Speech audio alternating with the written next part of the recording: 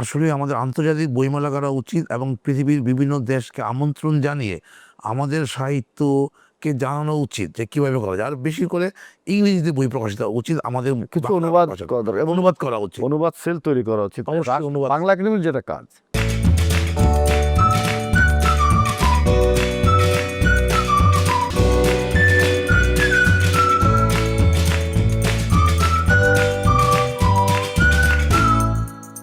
সুধী স্বজন, city bank নিবেদিত RTVর অক্ষরের গল্প আয়োজনে আপনাদের সকলকে স্বাগত জানাই। আমাদের অক্ষর আমাদের বর্ণমালা রক্তে ধোয়া, আগুন দিয়ে শেখা।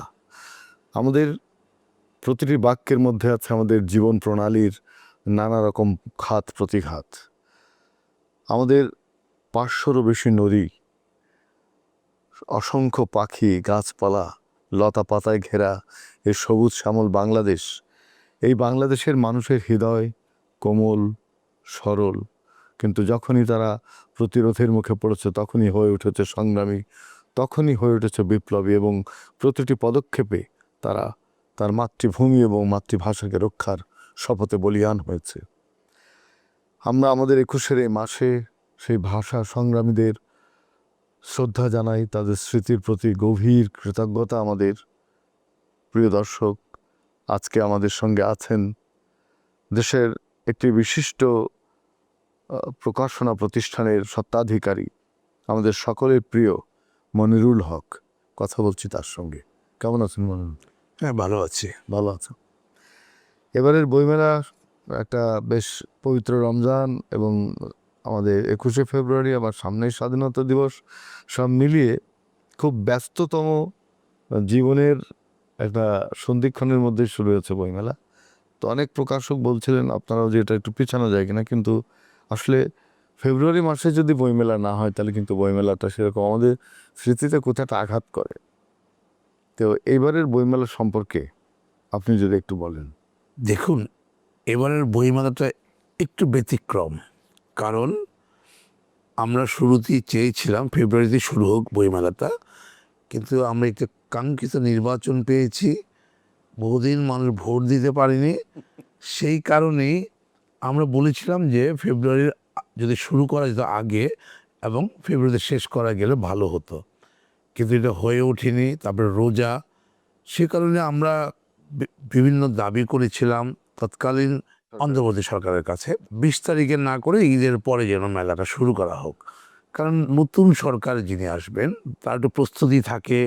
নির্বাচনের পরে আমাদের যে স্টল তৈরি, প্যাভিলিয়ন তৈরি, যে কাঠামোগত যে লোকজনের দরকার, তারাও ঢাকায় ছিলেন না। নির্বাচনের কারণে সবাই তার নিজ জন্মস্থানে চলে গেছিলেন, সে কারণেই পারিনি। তারপরও আমরা কথা বলেছি, নতুন সরকার এসেছে, নতুন সরকারের প্রতি সম্মান জানিয়েই মেলাটাকে 26 তারিখে উদ্বোধন করা হয়েছে। আমরা অংশগ্রহণ করেছি, চলছে মেলা মোটামুটি ধীর গতি। না, একটা মানে সন্দেহ হচ্ছিল যে মেলা হবে না, কিন্তু আমরা আমাদের সেই পবিত্র রমজান মাসেই যে বইমেলা করতে আমরা পেরেছি সেটা কিন্তু আমাদের জন্য বড় আনন্দের। অবশ্যই। তো এবারের বইমেলায় সবচেয়ে বড় আপনাদের প্রাপ্তি হচ্ছে আপনাদের কিন্তু এই স্টলের পুরো ভাড়াটাই মানে সৌজন্য করে দেওয়া হয়েছে, যেটা আর কখনোই হয় না। কখনোই হয়নি। এটাও কিন্তু আমাদের এই সরকারের একটা বড় উদারতা, নিশ্চয়ই আমাদের বর্ষ। তা আপনি কি মনে করেন যে এখন এই বইমেলাকে আরও বেশি স্ট্রেনথেন করা, আরও বেশি শক্তিশালী করা, আর সুন্দর করার জন্যে আপনার প্রকাশকদের কি ভূমিকা রাখা উচিত এবং রাষ্ট্রের কি ভূমিকা রাখা উচিত? দেখুন, আসলে বইমেলাটা প্রকাশকদের করা উচিত রাষ্ট্রের সহযোগিতা নিয়ে। বাংলা একাডেমি করছে, আর বাংলা একাডেমির কাজ বইমেলা করা নয়, তাদের গবেষণা করা কাজ। তারা আর এখন যারা দায়িত্ব নিয়েছে তারা ঠিক মতো পালন করতে পারেনি। মেলাটাকে আরও সুন্দর করা যেত। এই রমজান মাসও আর ভালো করে যদি আগের থেকে প্রিপারেশনটা দেওয়া, প্রস্তুতি থাকতো। প্রস্তুতি। যাই হোক, এটা হয়তো আমরা নেক্সট ইয়ার রোজা পড়বে, আরও 2-3 বছর রোজা পড়বে, নিশ্চয়ই আমরা সরকারের সাথে কথা বলে, সাংস্কৃতিক মন্ত্রের সাথে কথা বলে মেলাটাকে আমরা আরও কীভাবে সুন্দর করা যায়। নির্বাচন থাকবে না যেহেতু, তাই আমাদের কোনো শঙ্কা থাকবে না। আমরা চাই, আমরা মেলার মানুষ, আমরা বইয়ের মানুষ, পাঠকদের কাছে বই পৌঁছাতে চাই, সেটাই আমাদের বড় কথা। আমরা আশা করছি বর্তমান সরকার আরও কীভাবে বই মানুষের কাছে পৌঁছানো যায় সেই চেষ্টা করবেন উনি। আমাদের প্রকাশকরা গিল্ড করে একটা গিল্ডের মাধ্যমে যদি করে, যে আমাদের পাশের দেশ ভারতে, পশ্চিমবঙ্গে কিন্তু রাইটার্স গিল্ড আছে, নানা রকম গিল্ডের মাধ্যমে। তা আপনারা এটা করছেন না কেন? আমাদের কিন্তু সমিতি আছে, আমাদেরকে দিচ্ছে না, মানে বাংলা একাডেমি দিচ্ছে না। আমরা বারবারই এই দাবিটা করে আসছি, আমরা বইমেলাটা করি। না হলে বাংলা একাডেমিকে বাদ দিয়ে যেমন জাতীয় গ্রন্থকেন্দ্র আরেকটি প্রতিষ্ঠান আছেন, তারা কিছু বিভাগীয় বইমেলা করেন, সারা দেশে বইমেলা, তাদেরকে সম্পৃক্ত করে, প্রকাশকে সম্পৃক্ত করে যদি একটা বইমেলা করা যায়, আমার মনে হয় মেলাটা আরও গতিশীল পাবে। আশা করছি আমরা ভবিষ্যতে প্রকাশকরা এই মেলাটার আয়োজনটা করতে পারব। ধরেন একটা বই মেলায় তো সবচেয়ে প্রাণ হচ্ছে পাঠক, ক্রেতা। তারা যদি না আসে, বই যদি না কেনে, তাহলে আপনি যদি স্বর্ণ দিয়েও ঘর বানিয়ে রাখেন, লাভ তো নাই। তো এবার তো আমি মনে করি যে না, পাঠক কিছু আসছে, আমি গিয়েছি বই মেলায়। তো আপনারা যদি গিল্ড করতে চান, তাহলে আপনাদের বাধা কোথায়? না, বাধা না তো, আমরা তো চাচ্ছি, কিন্তু আমাদেরকে তো সরকার দিতে হবে আমাদের কাছে। আমরা এবারও চাইবো, দাবি করব। আসলে দেখুন, আপনি যেটা বললেন পাঠক আসছে মেলায় খুবই কম। রোজা একটি বড় ব্যাপার, বাঙালি মুসলমানদের একটা বড় উৎসব। আমাদের কথা হচ্ছে যে আমরা একটা আন্তর্জাতিক মানের বই মেলা বাংলাদেশে করতে পারি। সেখানে ধরুন যে বাংলা একাডেমিও থাকবে, সদস্য থাকবে, সবাই থাকবেন, ন্যাশনাল বুক সেন্টার থাকবে, তারপরে আপনার আমাদের শিল্পকলা একাডেমি, সব প্রতিষ্ঠানের সদস্য থাকুক। নিশ্চয়ই। কিন্তু এখন যখন আন্তর্জাতিক বইমেলা হবে, হ্যাঁ। বাংলাদেশের যত প্রতিষ্ঠান, সরকার সবাই থাকবেন এখানে। ঈদের পরে আমরা মাননীয় মন্ত্রী মহোদয়ের সাথে কথা বলবো, বলে যাতে কীভাবে একটি আন্তর্জাতিক বইমেলার রূপ দেওয়া যায়, করা যায় ভালোভাবে। নিশ্চয়ই আমরা সেই চেষ্টা করব, ইনশাল্লাহ। আমরা হয়তো নভেম্বর ডিসেম্বরের দিকে এই চিন্তাটা করছি। আমার মনে হয় সেটা খুবই জরুরি। আর একটা বড় কথা, যে আমাদের দেশে নতুন লেখক গড়ে তোলা, সেটা কিন্তু প্রকাশকদের সবচেয়ে বড় দায়িত্ব। আপনারা যখন ভালো বইমেলা করবেন, পাশাপাশি ভালো লেখক গড়ে তোলা। লেখক না ভালো হলে পাঠক একই বই, পাঠক তো একটু রুচির পরিবর্তনও চায়। এই প্রজন্ম, এই সময়ের ঘাত প্রতিঘাত, তাদের এই মানুষের জীবনযাপন, তার সংকট, তার সম্ভাবনা, তার স্বপ্ন, সেগুলো তো লেখার মধ্যে আসবে। তো এইরকম লেখকদের লেখা বই আপনারা কতটা প্রকাশ করতে পারছেন কিংবা পারছেন না? দেখুন, আমরা চেষ্টা করি ভালো লেখা পাঠকদের সামনে উপস্থাপন করার জন্য। ওই যে বলেন, পাঠকের কিছু রুচিরও পরিবর্তন, এমন কিছু বই এখন আছে যেগুলা একদম নিশ্চিতভাবে বিশ্বাস করি আপনি 10 পাতা পড়তে পারবেন না, কিন্তু এই বই থেকে অনেক বিক্রি হচ্ছে, ফেসবুকে লেখালেখি করে। তাদের কোনো নামও শুনবেন না, তাদের লেখালেখি যে কোনো নাই। আর আমাদের যারা তরুণ লেখকরা না, তারা লেখাপড়া করতে চায় না, পড়তে চায় না। না পড়লে লিখবে কোত্থেকে? বিশ্ব সাহিত্য, অন্তত বাংলা সাহিত্য তো পুরো জানতে হবে, পড়তেই চায় না। তাই ভালো লেখকের বড় অভাব। মানে পাঠ বিমুখ জাতি হিসেবে আমাদের মধ্যে একটাই আছে, কিন্তু আমরা কিন্তু ভাষার জন্য রক্ত দিয়েছি। নিশ্চয়ই। এটা কিন্তু বুঝতে হবে, যে মাতৃভাষা রক্ষার জন্য। তা আমি মনে করি যে পাঠ বিমুখতার পেছনে নিশ্চয়ই একটা কারণ আছে, সেই কারণটা খুঁজে বের করে সেটাকে দূর করতে হবে। National book centre, Bangla academy, এমনকি শিল্পকলা একাডেমি, এমনকি নজরুল ইনস্টিটিউট, যে প্রতিষ্ঠান, সরকারি প্রতিষ্ঠানগুলো আছে, এগুলো কিন্তু সেই জায়গায়, ঘাটতির জায়গাগুলো পূরণ করার জন্য উদ্যোগ নিতে হবে। আমি তো মনে করি যে প্রতি 2 মাস পর পর একটা ছোট ছোট মেলা হওয়া উচিত, হ্যাঁ, ঢাকাতেই হোক। হ্যাঁ, তাই তো। তা আমি মনে করি শিল্পকলা একাডেমিতে যদি আপনারা প্রকাশক আমাদের সঙ্গে আসেন, একটা শিল্পকলা একাডেমি কখনো হলো, কখনো বাংলা একাডেমিতে হলো, কখনো ন্যাশনাল বুক সেন্টার আর একটা জায়গায় করলো, 2 মাস পর সবচেয়ে বড় মেলাটাই ঘোষিত হোক। 21 হলো। এবং না, আমরা তো শিল্পকলা করেছি, এখনও করব। আমরা যোগাযোগ করব ঈদের পরে একটা আসেন। সুইটেবল প্লেসে, যেহেতু ইনডোরে করা যায় ওখানে, সেরকম আমরা করেছিলাম, আবারও করব। আমরা আসবো। আপনারা দেখুন, আমরা কিন্তু, আমাদের বইয়ের কিন্তু পাঠক আছে অনেক। যেমন পশ্চিমবঙ্গে আমাদের একটা বড় বাজার, আমরা এই 1 বছর ধরে 2 বছর যেতে পারি না। আপনি নিশ্চয়ই এই শিল্পকলা জয়েন করে, আমাদের সাথে নজরুল ইনস্টিটিউট করে, বাংলা একাডেমি যায়, সবার বই বেশ চাহিদা। আমাদের বাংলা ভাষাভাষী বইয়ের, বাংলা লেখকের অনেক বইয়ের চাহিদা। আমরা নিশ্চয়ই এখন আমরা এটাও আরেকটি চিন্তা করছি, সরকারের সাথে কথা বলে কীভাবে পশ্চিমবঙ্গে বইমেলাটা করা যায়। বাংলা বইমেলা দিল্লি তো হচ্ছে, ওই কিছু লোক যায়, কিন্তু আমরা যেতে পারি না। তবে আমরা বাংলাদেশে যেমন জাতীয় গ্রন্থকেন্দ্র বেশ ভালো কিছু কাজ করেছে, গত 2 বছরও করেছে, অনেকদিন ধরে করছেন। তারা বিভাগীয় বইমেলা করছেন, জেলা শহরে বইমেলা করছেন। এগুলোর বিস্তৃতিটা আরেকটু বাড়াতে হবে। আসলে মেলা ছাড়া পাঠক তৈরি করা কঠিন, আর পাঠাগারগুলো উন্নয়ন করতে হবে সরকারের। ধরুন আমরা যে একদমই কৈশোরে আমরা যে বইয়ের প্রতি আগ্রহ হলো, আমার হলো বিশেষ করে, সেটা কিন্তু হলো নানা অনুষ্ঠানের ভেতরে। অনুষ্ঠান আয়োজন, কবিতা পাঠের আয়োজন হতো, এতে এগুলো করা দরকার। শুধু যে বই বিক্রি করবেন তা না, বইয়ের মধ্যে কন্টেন্ট কী আছে সেটা জানাতে হবে। সেটা জানাতে হবে। আপনি দেখেন যে বাইরে যখন কোনো বই বের হয়, তার আগে থেকে রিভিউয়াররা সেটা রিভিউ করে এবং সেটা ছাপা হয় যেমন একটা বই আসতেছে, পাঠকদের সাথে মনে হয় সুন্দর কাহিনী এটা আসলে এখন তো ফেসবুকেও দেওয়া যায়। মানে আমরা তো আমাদের মিডিয়াগুলোকে ব্যবহার করতে পারি, ধরেন আমাদের প্রযুক্তির কল্যাণে যে সমস্ত মিডিয়াগুলো আছে, ইউটিউবে দেওয়া যায়, ফেসবুকে দেওয়া যায়, বিভিন্ন ভাবে এখন হচ্ছে, এখন অনলাইন বেস করে বেশ online কিছু বেশ প্রচার কিছু হচ্ছে। করা যাচ্ছে। তবে যতই বলি আমরা, না আমরা যদি একদম উপজেলা পর্যায়ে মেলা করতে পারি, মানুষ দেখুক না, পরে কিনবে, পছন্দ করুন, আস্তে আস্তে আসবে নিশ্চয়ই। আমরা কিন্তু এটা সুফল পেয়েছি, অনেক আগে অনেক বইমেলা করেছি, আমরা সুফল পেয়েছি, এখনো পেতে চাই, পাবো। আপনার কাছে যে প্রশ্নটি করতে চাই এবং সে প্রশ্নটি আমি শুনবো আমার বিরতি থেকে ফিরে এসে, সেটি হচ্ছে যে আমাদের যে প্রকাশনার যে মান, সেটিকে খুবই আমাকে কয়েকটি প্রকাশনী ছাড়া খুবই দুর্বল, ভুল বানান, ভুল বাক্য, সবচেয়ে বড় হলো যে তড়িঘড়ি করে বের করা, যেটা পাঠকের কাছে গেলে অবশ্যম্ভাবী একজন পাঠক ভুল কিছু শিখবে। তো সেইটা দূর করার জন্য আপনারা কি ভূমিকা রাখছেন, সেই উত্তরটা নেব ফিরে এসে। প্রিয় দর্শক, আপনারা দেখছেন সিটি ব্যাংক নিবেদিতা আর টিভির অক্ষরের গল্প। আমরা যাচ্ছি বিরতিতে, আশা করছি থাকবেন আমাদের সঙ্গে।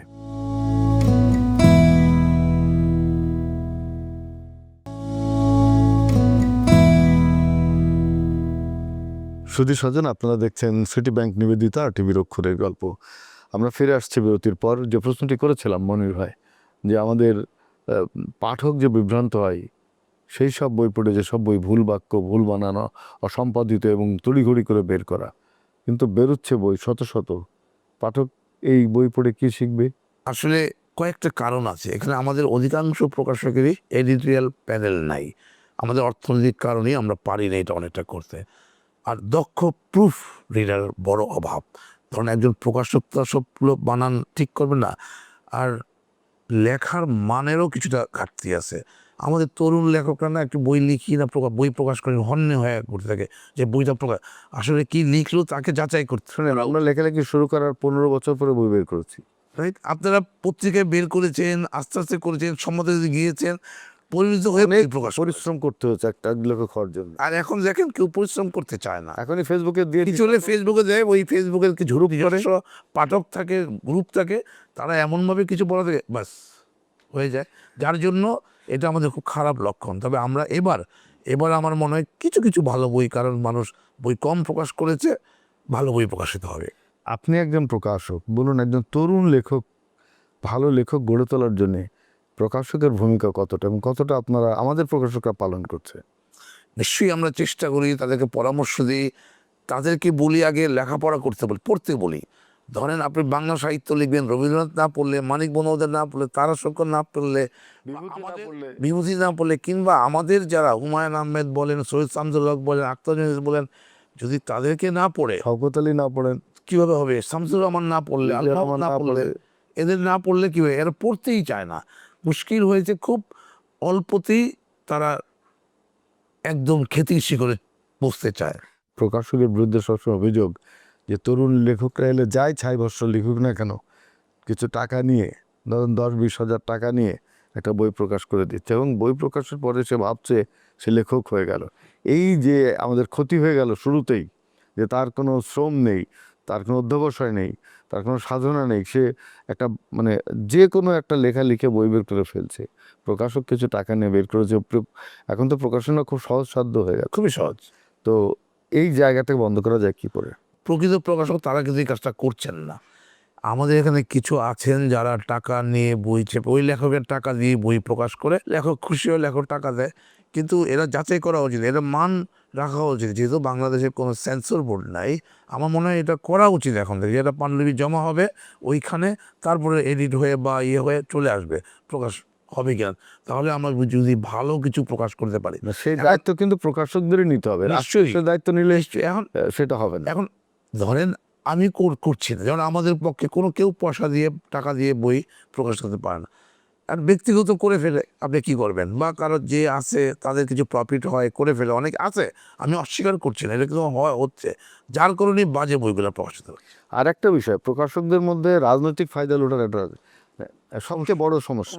ধরুন সে এমন একটা কাজ শুরু করলো যে যখন রাজনৈতিক ক্ষমতার যে দল আসে তাদের বই বের করবে, সে বইও যে মানসম্পন্ন তা না, খুবই, এবং সেগুলোকে বাজারে চালানোর চেষ্টা এবং সরকারের কাছে বিক্রি করার চেষ্টা।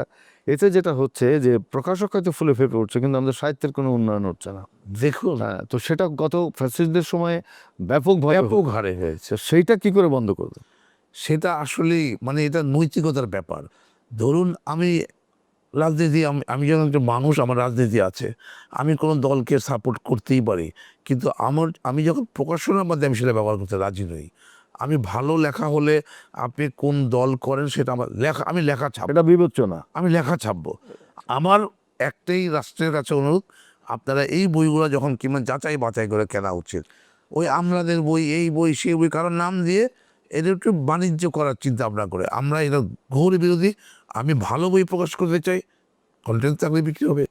গত 17 বছর বিগত সরকারের সময় আমার একটি বই কেনা হয়নি, কিন্তু আমাদের এমন সব লেখকদের, কবিদের বই কেনা হয়েছে যাদের মানে বাংলা বাক্য শুদ্ধ করে লিখতে পারে না। কবিতার ছন্দই তো মিলাতে পারে, কবিতায় কি তাই বোঝে না, তাদের বই কেনা হয়েছে। এবং আমি মনে করি আমাদের এই বর্তমান যে সরকার, গণতান্ত্রিক সরকার, নিশ্চয়ই জনগণের ভোটে নির্বাচিত সরকার, তাদের একটা লক্ষ্য আছে যে মত প্রকাশের স্বাধীনতার কথা তারা বলছেন, তারা একটা অন্তর্ভুক্তিমূলক সমাজের কথা বলছেন। আমরা নিশ্চয়ই প্রকাশকদেরকে বলবো যে ভালো বই প্রকাশ করুন, এবং আপনারা এমন বই প্রকাশ করুন যা জাতি গঠনে তা সহায়ক হয়।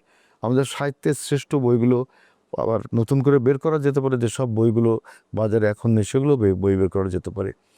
আর আমি আরেকটা প্রশ্ন আপনার কাছে করতে চাই যে আমাদের বই আন্তর্জাতিক বাজার পাওয়ার জন্যে আমরা কেন বড় বড় প্রকাশনীর সঙ্গে জয়েন্ট ভেঞ্চার করব না?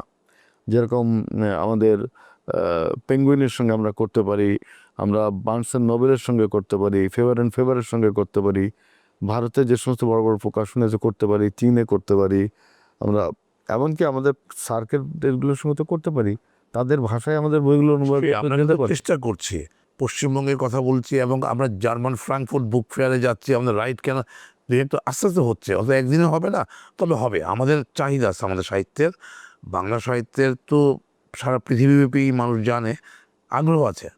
আগ্রহ আছে। আমি অনেকগুলো পৃথিবীতে অনেকগুলো বইমেলায় গিয়েছি, দেখেছি তাদের সাথে। আমি আপনার সুইডেনে গিয়েছি বইমেলায়, আমি অনেকগুলো দেশে অংশগ্রহণ করেছি। আমাদের সাহিত্যে আমরা চেষ্টা করছি, হয়তো আস্তে আস্তে হবে। একটি আন্তর্জাতিক বইমেলার মানে পৌঁছবার জন্য আমাদের কি করা দরকার, যেহেতু আপনি অনেক দেশে গেছেন? আসলে আমাদের আন্তর্জাতিক বইমেলা করা উচিত, এবং পৃথিবীর বিভিন্ন দেশকে আমন্ত্রণ জানিয়ে আমাদের সাহিত্যকে জানানো উচিত যে কীভাবে করা যায়। আর বেশি করে ইংরেজিতে বই প্রকাশিত হওয়া উচিত, আমাদের কিছু বাংলা অনুবাদ ভাষায়। করা দরকার, এবং অনুবাদ করা উচিত, অনুবাদ সেল তৈরি করা উচিত। অবশ্যই অনুবাদ। বাংলা একাডেমির যেটা কাজ, তাদের করা উচিত, মেলার চেয়ে বড় কাজ হলো অনুবাদ প্রাইভেটলি করা সেটা উচিত। আমরা বাইরে নিয়ে যাই। বাংলা একাডেমি প্রয়োজনে বাংলা একাডেমি কিছু বই এনে তারা প্রকাশকদেরকে অফার করতে পারে যে এই বইটা তোমরা করো, তারা সাজেস্ট করতে পারে, তাহলে বিশ্বের মধ্যে আমাদের বই দেখেন, ভারতীয় পেঙ্গুইন আছে, হ্যাঁ আর বাংলাদেশি পেঙ্গুইন হোক, হতে পারে। তাই না? এটা ইমিডিয়েটলি হওয়া দরকার, কারণ আমাদের 25 কোটি মানুষ, সারা পৃথিবীতে আমাদের লোকজন ছড়িয়ে আছে। আমাদের সাহিত্য, আমাদের বাংলা ভাষার অনেক ইতিহাস আছে, কিন্তু তাই সমৃদ্ধ আমাদের বাংলা সাহিত্য। তো আমরা আপনার কাছে আজকে অনেকগুলো গুরুত্বপূর্ণ কথা শুনেছি আমাদের লেখক প্রকাশকদের জন্য, সেটা খুব অবশ্যই গুরুত্বপূর্ণ। আপনি যদি একজন প্রকাশক হিসাবে আপনার যে চাওয়া, আপনি যে দর্শকদের জন্য একটু বলেন।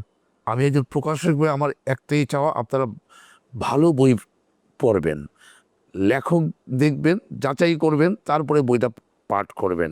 কারণ আপনি একজন পাঠক, এবং আপনি আরেকজনকে বলতে পারবেন যে ওই বইটা ভালো। তাই বইয়ের বিকল্প নেই। এখন অনেক মাধ্যমে বই পড়া যায়, অনলাইনে পড়া যায়, সব কিছুতেই উন্মুক্ত আছে। আপনারা বই কিনুন, বেশি করে বই পড়ুন, এবং প্রিয়জনকে বই উপহার দিন। স্কুল কলেজে আমরা বলছি সবাইকে বই উপহার দেওয়ার জন্যে, এই ঈদে বই উপহার দিন, একটি বই অন্তত উপহার দিন। অনেক ধন্যবাদ মনিরুল হক, আপনার এই যে কথাগুলো আপনি আমাদের দর্শকদের জন্য বললেন, এবং একজন প্রকাশক হিসাবে আপনার যে নৈতিক মানদণ্ড সেটি নিশ্চয়ই আমাদের কাছে প্রশংসার। আপনাকে অনেক ধন্যবাদ এবং কৃতজ্ঞতা জানাই আমাদের অক্ষরের গল্পে আসবার জন্যে। প্রিয় দর্শক, সিটি ব্যাংক নিবেদিত RTVর অক্ষরের গল্প আয়োজনে আজকে আমাদের সঙ্গে ছিলেন দেশের প্রখ্যাত পুস্তক প্রকাশক, আমাদের সকলের প্রিয় মনিরুল হক। আমরা বাংলা ভাষাকে আন্তর্জাতিক মাতৃভাষার স্বীকৃতিতে দেখেছি, আমরা দেখেছি আমাদের মাতৃভাষার লেখকরা এখন অনেক সম্মানিত, কিন্তু আমাদের বই অনুদিত হচ্ছে না সঠিকভাবে, সুন্দরভাবে, যে একটা আন্তর্জাতিক বাজারে গিয়ে আমাদের লেখকরা আমাদের সে বইগুলো নিয়ে তারা পাঠকের কাছে যেতে পারবে আন্তর্জাতিক বাজারে, এবং আমরা কোনো আন্তর্জাতিক স্বীকৃতি পাবো আমাদের লেখক কবিরা, সেই স্বপ্ন কিন্তু আমরা দেখি। আমাদের স্বপ্নের তো শেষ নেই, আমরা সেই স্বপ্নের পথে হাঁটবো, বাস্তবের কাছে গিয়ে পৌঁছবো। আমাদের দিগন্ত অনেক বড়, সেই প্রত্যাশা করে আপনাদের সকলকে অনেক অনেক শুভেচ্ছা জানিয়ে শেষ করছি। ভালো থাকবেন, সুস্থ থাকবেন।